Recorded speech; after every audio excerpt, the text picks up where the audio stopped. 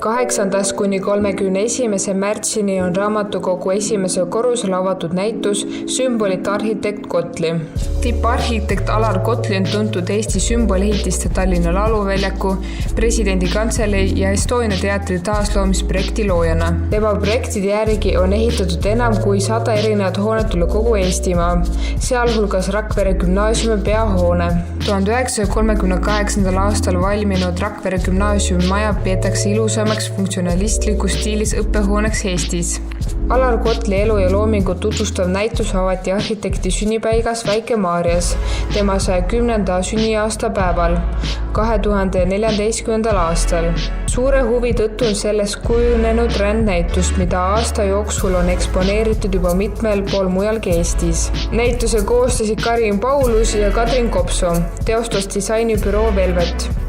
Suureks abiks oli Alar Kotli tütar arhitekt Anu Kotli.